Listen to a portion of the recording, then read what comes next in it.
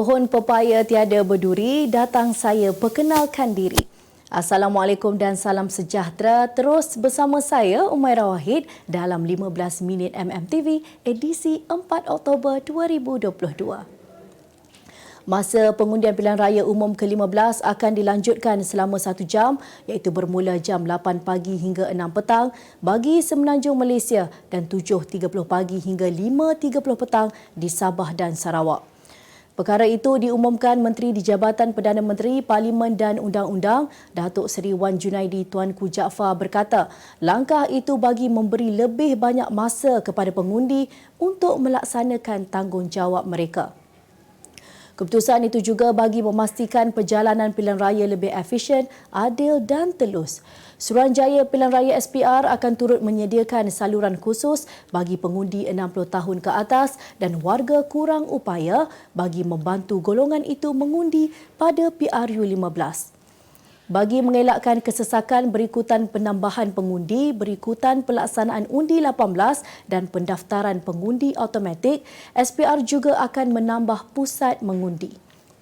Beliau berkata SPR dengan kerjasama Suruhanjaya Pencegahan Rasuah Malaysia dan Polis Diraja Malaysia akan memantau sebarang pelanggaran undang-undang pilihan raya sebelum, semasa dan selepas tempoh berkempen oleh semua parti dan calon yang bertanding. Seorang jurujual kenderaan yang disyaki sebagai suspek utama dalam kejadian dera seorang kanak-kanak 3 tahun sehingga mati direman selama 7 hari. Turut ditahan bagi membantu siasatan adalah pembantu rumah warga negara Indonesia berusia 40 tahun yang bekerja di kediaman suspek. Terdahulu, kedua-dua tertuduh tiba di pekarangan Mahkamah Johor Bahru kira-kira pukul 9 pagi. Ahad lalu, polis menerima aduan daripada bangsa mangsa apabila dimaklumkan tentang kejadian daripada suspek lelaki yang juga kenalannya. Difahamkan suspek diupah menjaga mangsa serta adik perempuannya yang berusia setahun dengan bayaran RM2,800 sebulan. Pemeriksaan awal mendapati seorang kanak-kanak lelaki berusia 3 tahun 9 bulan meninggal dunia dengan beberapa kecederaan dikesan pada badannya. Mayat mangsa dihantar ke Hospital Sultanah Aminah Johor Bahru untuk bedah siasat.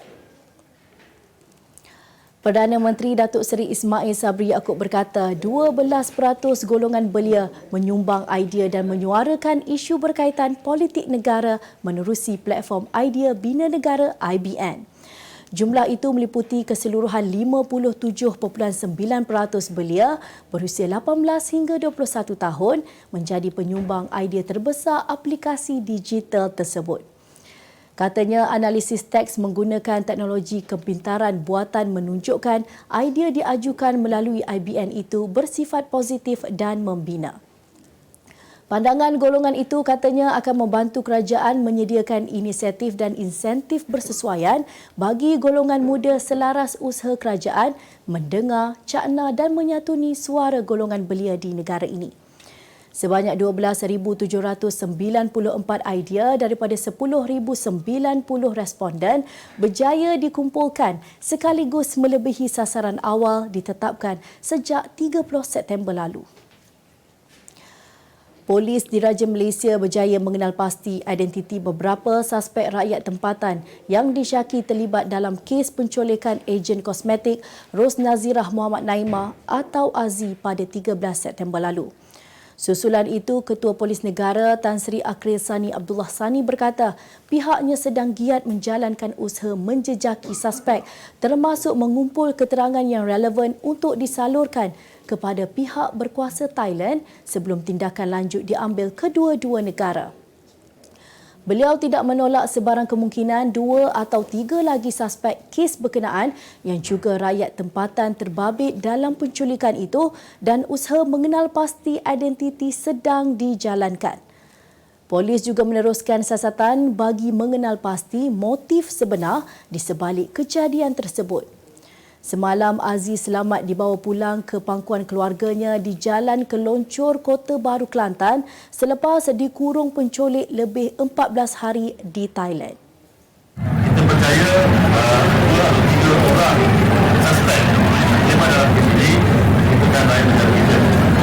Kita masih lagi dalam usaha memastikan bukan identiti mereka, dan walaupun kita secara bawah kita dah dapat ada pasti identiti mereka, tapi kita masih perlukan lagi kebenaran sebenarnya.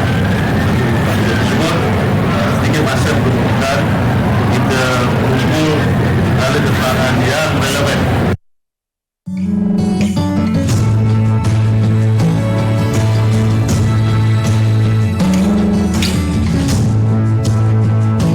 Semarakkan semangat memberi bersama kongsikan keberkatan.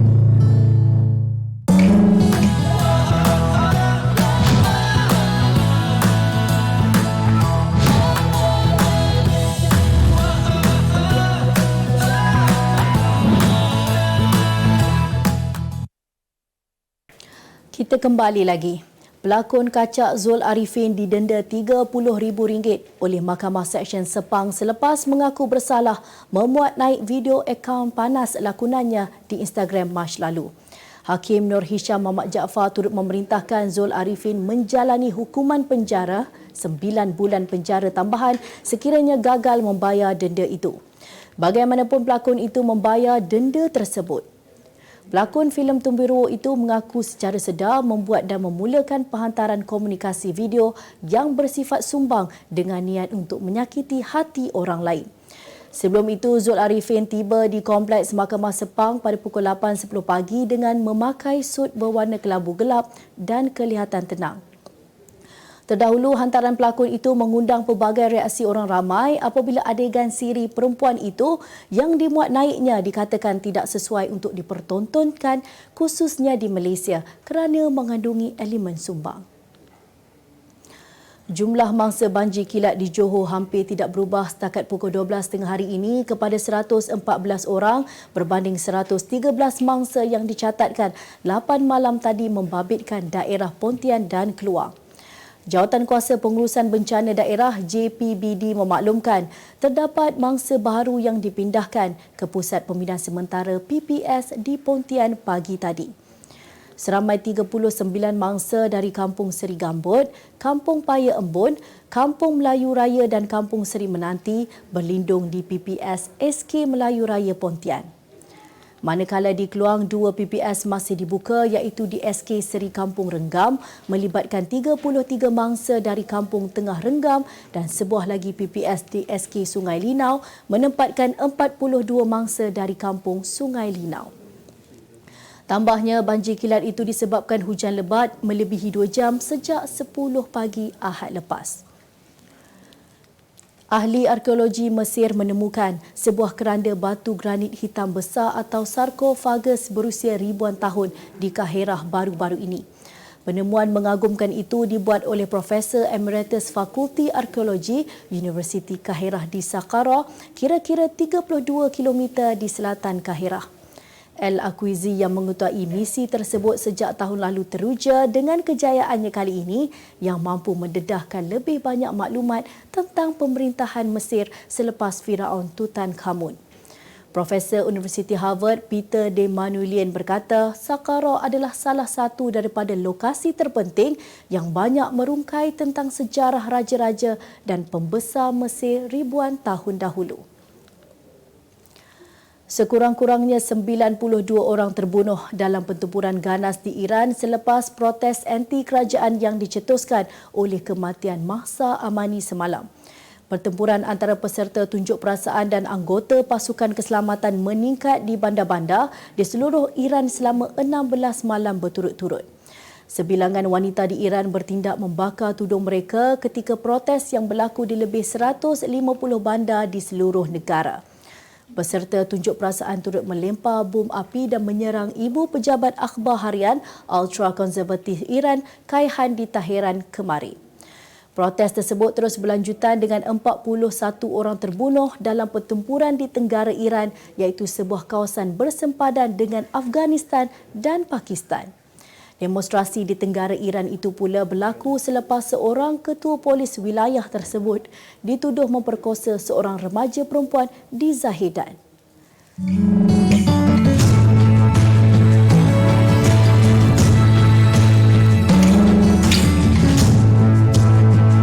Semarakkan semangat memberi bersama kongsikan keberkatan.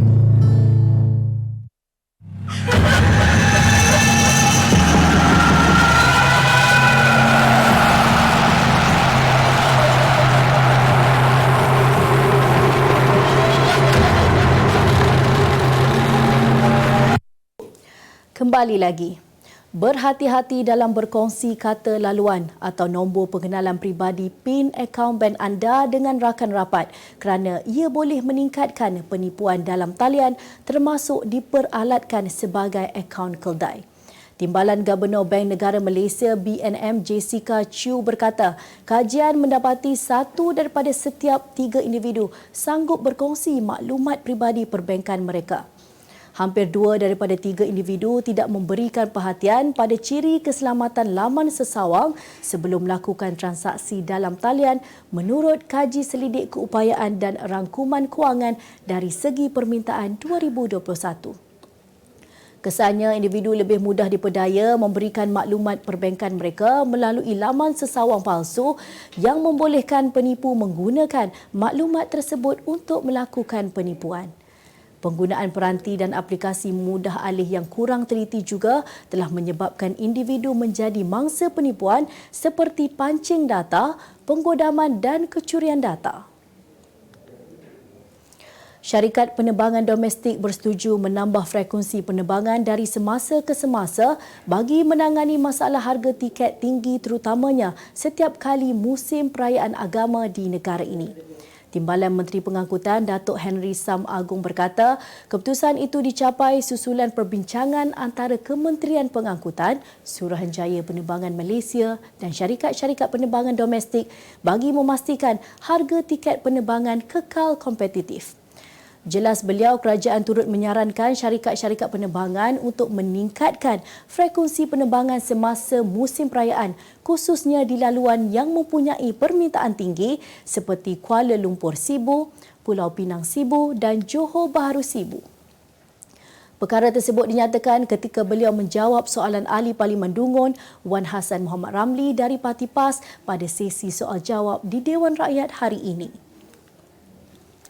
Pemain Kedah Darul Aman FC perlu mempamerkan kebangkitan dengan meraih keputusan positif pada aksi menentang Johor Darul Takzim JDT di Stadium Darul Aman malam ini.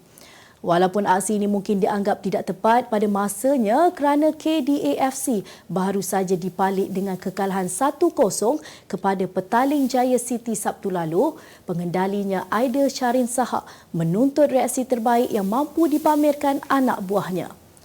Walau bagaimanapun, ini adalah perhitungan sulung kedua-dua pasukan musim ini dengan Harimau Selatan yang baru sahaja mengesahkan kejuaraan Liga Super buat kali ke-9 mahu memburu penamat gemilang mengumpul mata maksimum daripada baki 4 perlawanan.